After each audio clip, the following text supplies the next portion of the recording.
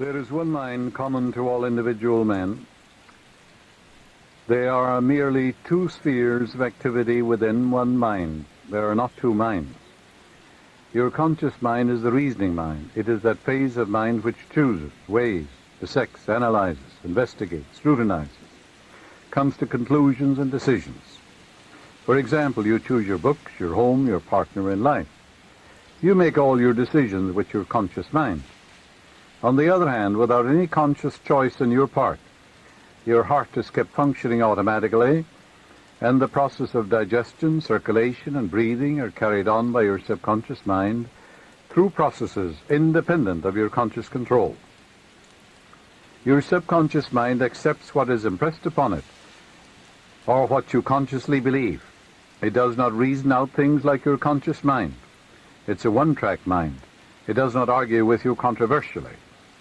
Your subconscious mind is like the soil, which accepts any kind of idea, good or bad. Your thoughts are active and might be likened unto seeds. Negative, destructive thoughts continue to work negatively in your subconscious mind, and in due time will come forth into outer experience, which corresponds with them.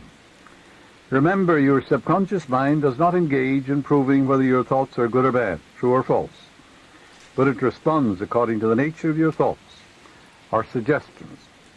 For example, if you consciously assume something to be true, even though it may be false, your subconscious mind will accept it as true and proceed to bring about results which must necessarily follow because you consciously assumed it to be true. Your subconscious mind cannot argue controversially.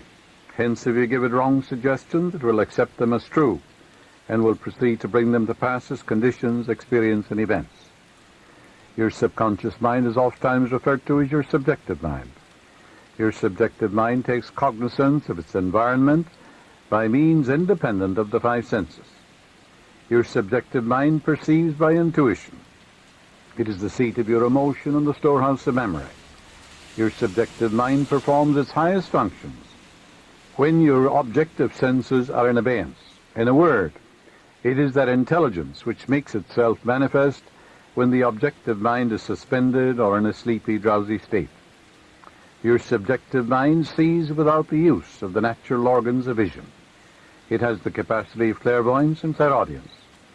Your subjective mind can leave your body, travel to distant lands, and bring back information oftentimes of the most exact and truthful character.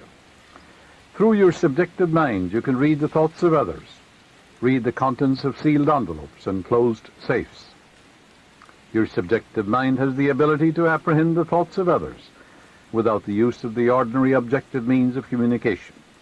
It is of the greatest importance that we understand the interaction of your objective and subjective mind in order to learn the true art of prayer. When your conscious and subconscious mind function harmoniously and peacefully, when they work together in unison and in harmony, the result of that is harmony, health, and peace, and joy, and happiness. All the evil, the pain, the suffering, the misery, and the war, and the crime, and the sickness in the world are due to the inharmonious relationship of your conscious and subconscious mind. Remember, we said your subconscious is impersonal, non-selective. In the Bible, it says the husband is head of the wife. The husband in the Bible is your conscious mind, and the wife is called the subconscious in the Bible. That's not true from a literal standpoint, but it's true psychologically only. Your subconscious is controlled by your conscious mind. It's amenable to suggestion and controlled by it. So the wife, your subconscious, is subject to the man or to the mind, and conscious mind in all things. That's true psychologically only. Whatever your conscious mind, remember, feels to be true, your subconscious accepts. Your capacity to imagine and feel, and your freedom to choose the idea you will entertain, gives you power over all creation. Do not dwell on the imperfections and shortcomings of others, or their frailties, or their derelictions. Why? Because whatever you think and feel about another, you create in your own mind, body, and circumstance. Ask yourself, would I like to live with what I'm thinking and wishing for the other? If you would, well, if the answer is in the affirmative, of course you're on the right track. Remember, your thought is creative, And what you think about the other, you are creating in your pocketbook too, and in all phases of your life. What you do not wish done unto you, do not feel it is done unto you or another. Now, chance or accident is not responsible for the things that happen to you, nor is predestined fate the author of our fortune or misfortune. Your subconscious mind is not concerned with the truth or falsity of what you consciously feel or believe to be true. Select only that which is true, lovely, noble, and godlike, and your subconscious will reproduce accordingly. The Bible says, believe you have it now, and you shall receive it. All things whatsoever you shall ask in prayer, believe that you have it now, and you shall receive it. That's a psychological law. Assume the mood that would be yours had you realized your desire. And as you do this, wonders will begin to happen in your life. You know, Edison discovered, or he knew intuitively, that the voice caused undulatory currents in the atmosphere. And he reasoned it out. He said such currents could reproduce the voice. The idea came to him that inasmuch as your voice produced waves, that these waves would reproduce that voice. That's believing you have it now and you shall receive it. So he developed a phonograph. The idea came from his subconscious mind. Your subconscious is your friend, seeks to heal you, to restore you. If someone is presenting you with a phony deal, there's something within you that warns you. That's your subconscious mind prompting you. Its intimations, urges, promptings, murmurings are always life word. It seeks to heal you if you cut yourself, if you burn yourself. It seeks to reduce the edema, gives you new skin and tissue.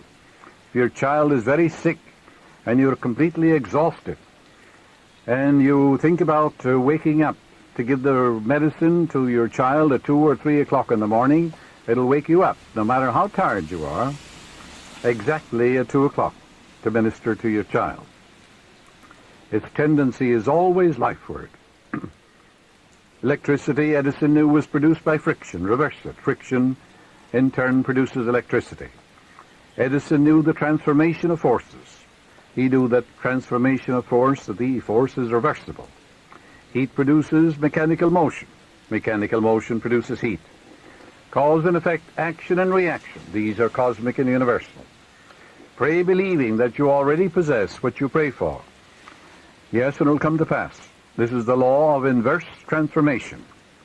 For example, if the sale of your home brought a certain amount of joy, satisfaction, elation into your mental atmosphere, then the feeling that would be yours if you realized it would also produce that. In other words, that feeling or that mental state captured in your imagination and feeling must produce the sale of the home. Because if the sale of the home, actual sale of it, brought a certain joy and satisfaction to you, then reverse it. Capture the feeling, the mood that would be yours if you sold it, by imagining the check in your hand, giving thanks for it, depositing it in the bank, doing the things you would do were your home sold, all in your mind or your imagination, and then that attitude of mind will produce it. Awaken within yourself the feeling that would be yours if you now realize your desire, and that feeling will produce it. A young boy, a De Molay boy, who wanted to go to a certain college, had difficulty, and was rejected. And I said to him, you understand this law of inverse transformation?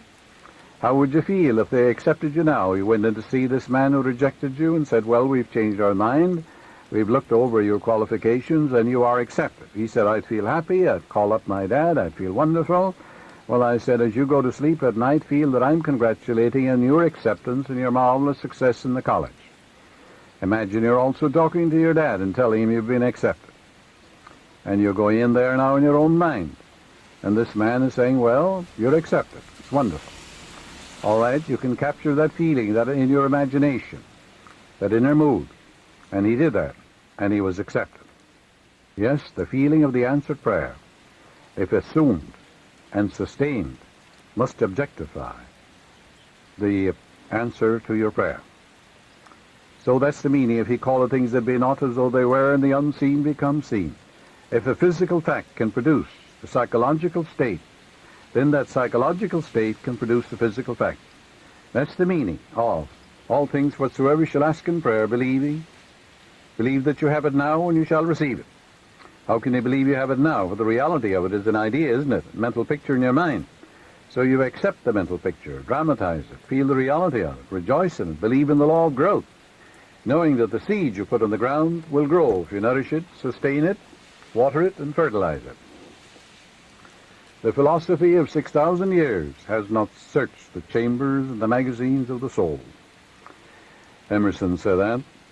Your mind is your consciousness is the sum total of all your subjective and objective impressions and awarenesses. Your mind is a medium of ideas. It's a collection of impressions. Some are good and perhaps some are not so bad. Your mind, therefore, is a medium for all sorts of impressions, and your mind should be open only to ideas which heal, bless, inspire, elevate, and dignify your soul. For ideas are our masters. Ideas generate emotions. The reason there is so much misery in the world is the ideas many men hold are completely false. And these emotions get snarled up in the subconscious, and they must have an outlet. And being of a negative nature, it must be a negative outlet. Watt saw the steam coming out of the kettle. He was a Scotsman, mechanic.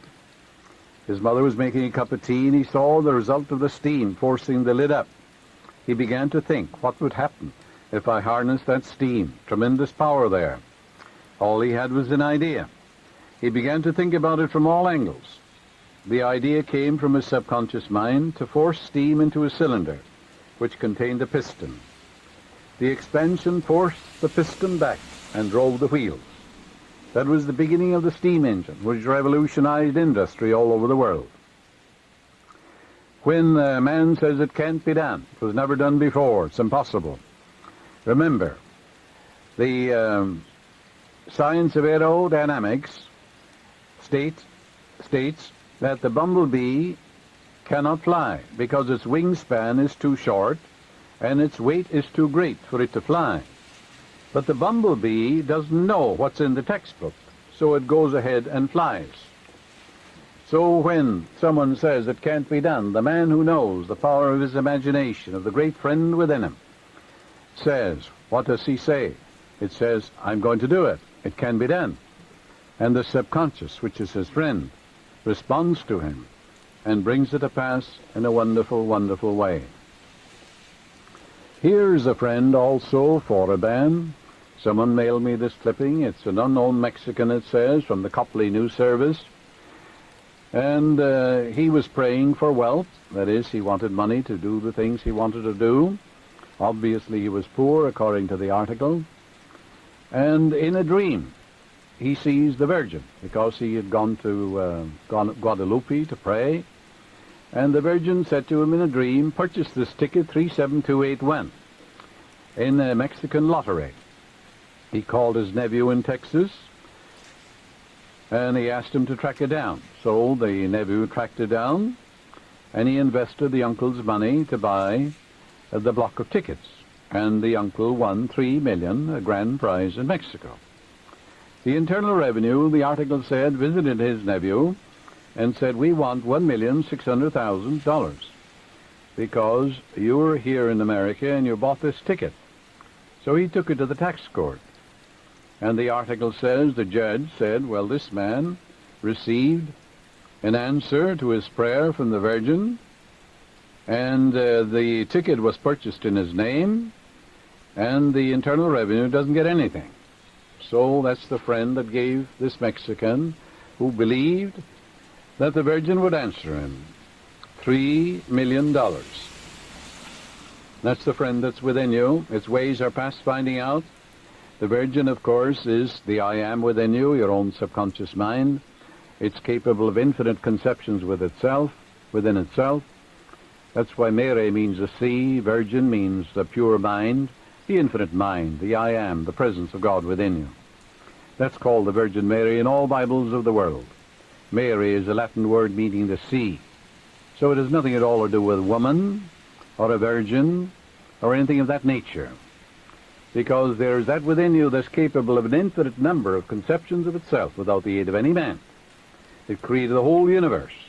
For example, the tree outside your door is an immaculate conception. So is the whole universe an immaculate conception. It came out of the mind of God. He had no one to aid him, for God is all there is. And therefore only God can make a tree. So that's the virgin that is within you. Now, even though he had blind faith and thought he was praying to a virgin, his subconscious responded. Because your subconscious responds whether the object of your faith be true or false. And that's a very interesting thing to know. So it'll answer blind belief too. The subconscious mind, in your subconscious mind, there is an intelligence and wisdom which comes to the aid in emergencies when a direct demand is made upon it. And there are many, many such instances where scientists, for example, have received answers to their prayers when they couldn't get an answer any other way. Nicholas Tesla, a brilliant electrical scientist who brought forth the most amazing innovations, he said when an idea for a new invention came into his mind, he would build it up in his imagination, knowing that his subconscious mind would reconstruct and reveal to his conscious mind all the parts needed for its manufacture in concrete form.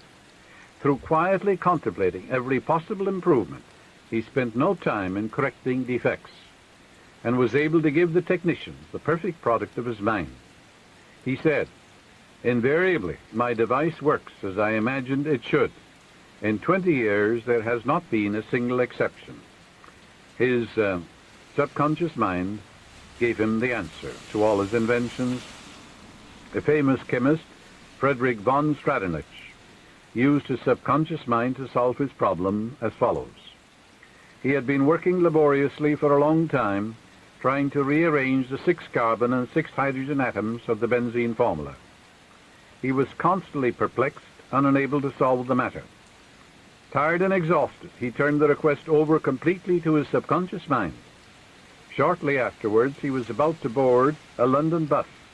His subconscious presented his conscious mind with a sudden flash of a snake biting its own tail and turning around like a pinwheel.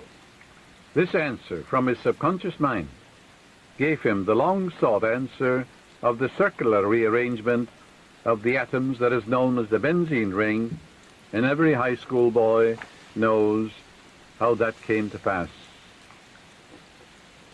through this, you might say, flash of illumination from the depths of the man's subconscious mind. Countless inventions came through that way.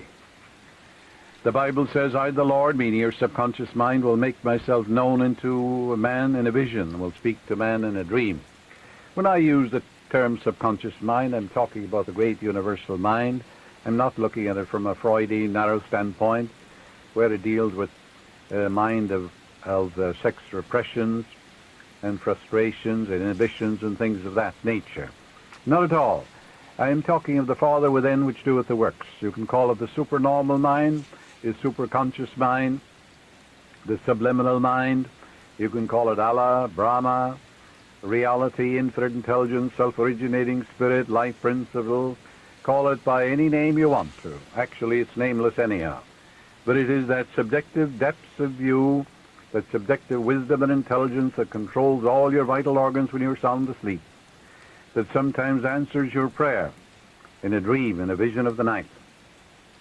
There are numerous references in the Bible to dreams, visions, revelations, and warnings given to men during sleep. Your subconscious mind is active 24 hours a day. It's your greatest friend. The Bible points out that Joseph was accurate in his analyses of the dreams of Pharaoh. His mental acumen and sagacity in predicting the future through the interpretation of dreams brought him praise, honor, and recognition by the king. Dreams have captivated scientists, scholars, mystics, and philosophers down through the ages. Many answers to man's most acute problems have been given in dreams. Since biblical days, various interpreters and expositors in every country have been engaged in the analyses and interpretation of dreams. Freud, Jung, Adler, and many other distinguished psychologists and psychiatrists have studied the symbols portrayed in dreams. And by interpreting the meaning to the conscious mind of the patient, they have released hidden phobias, fixations, and other mental complexes. Your dreams, of course, are projections of the contents of your subconscious mind.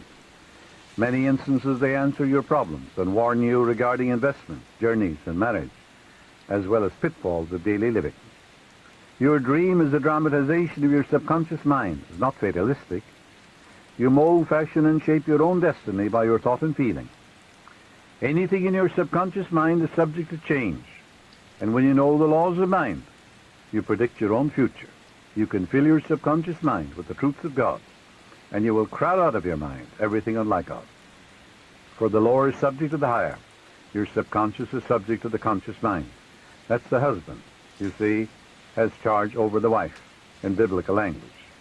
But theologians have taken that literally for thousands of years and have held women in bondage and thraldom and in subjection due to a misinterpretation of the Scripture. Once I had a telephone call from a woman in New York City stating that her husband had told her prior to his transition that he planned to take a large sum of money from his private safe and invest it in a foreign country for greater returns. A few days later he passed on, and when the safe deposit in the bank was opened, there was no cash. But there was a record at the bank that 2 days previously he had visited the vault. There was no trace or record of any investment, and a minute inspection of his desk revealed no clues. I suggested to her that she turn her request over to her subconscious mind, which knew the answer, for it knows only the answer, and that it would reveal the answer to her in its own way. She prayed as follows: my subconscious mind knows where my husband secreted that money, and I accept the answer and believe implicitly the solution will come clearly into my conscious mind. She quietly dwelled on the meaning of these words, knowing they would be impressed in her subconscious mind, thereby activating its response.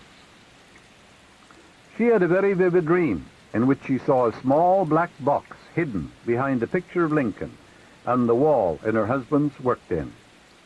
She was shown in the dream how to press a secret button, which could not be seen with the naked eye. When she awakened, she rushed to the den, took down the picture of Lincoln. When she pressed the button, revealed in the dream, an opening appeared containing the black box, which in turn contained $50,000 in currency. She discovered the treasures of her subconscious. She discovered there was a friend within her, which knows all, sees all, has the know-how of accomplishment, because it is all wise. You too can take a similar step in putting the wisdom of your subconscious to pass, to answer your prayer.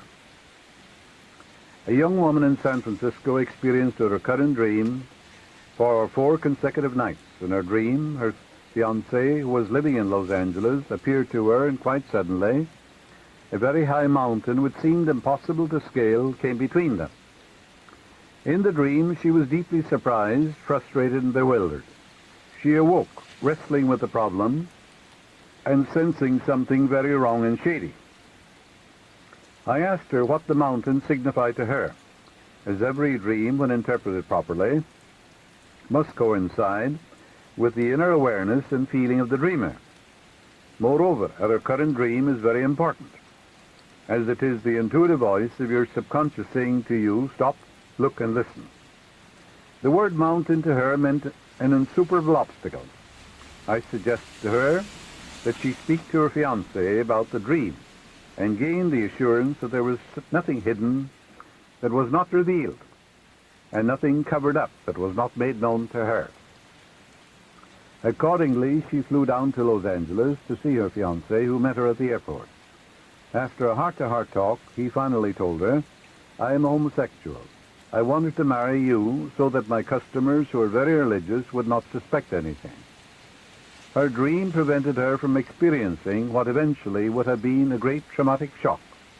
You too can exercise the same or greater foresight through analyzing the recurrent happenings in your dream. Of course, there are variegated dreams, we know that.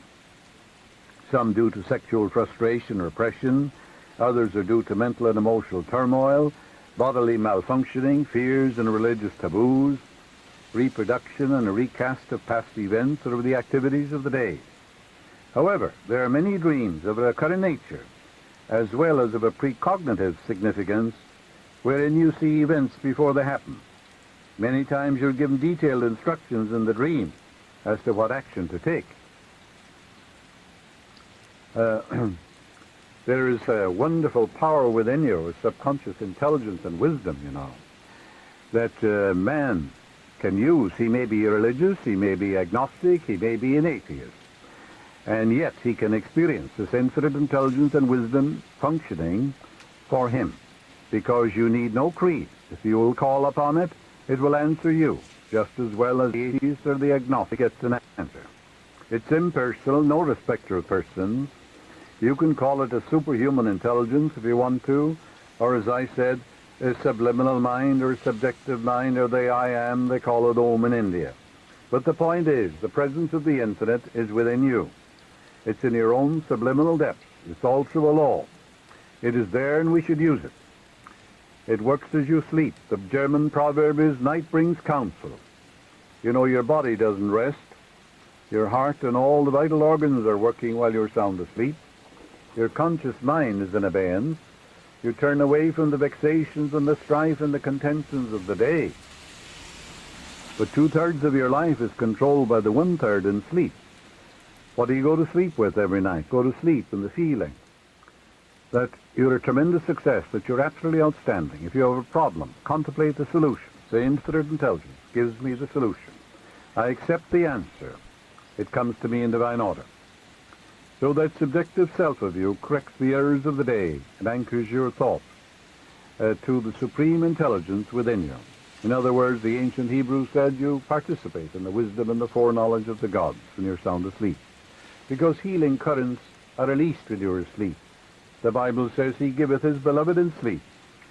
I lay me down in peace to sleep, for thou, Lord, maketh me dwell in safety. Arthur Rohr, a great industrialist, a business tycoon, when he has a conference, and there's a very important decision to be made, he closes his eyes, relaxes, let's go, and his associates do the same thing. They get quiet and still. What do you suppose they think about? That there's an infinite intelligence within them that knows the answer, knows what's best for the organization, knows the right decision, for there's nothing it doesn't know. And therefore they contemplate that right decision, the harmonious solution, the creative idea, in the quietness of their own mind. In that quietude and that relaxed state, the wisdom of the subconscious rises to the conscious mind, when the conscious mind is in abeyance. And he gets marvelous results. Then when they open their eyes, they know the decision to make. And it's always right. Because when your motivation is right, your decision will be right. If your motivation is wrong, no matter what you do will be wrong. And therefore, when you're asked to make a decision, well, ask yourself, what is my motivation? Looks good to me. And that proposition he made looks sound. I prayed about it. Infinite intelligence guides me, directs me what to do, and reveals to me the answer. Then it looks good to you, and your motivation is right, and whatever you do will be right, because it will be right action for you.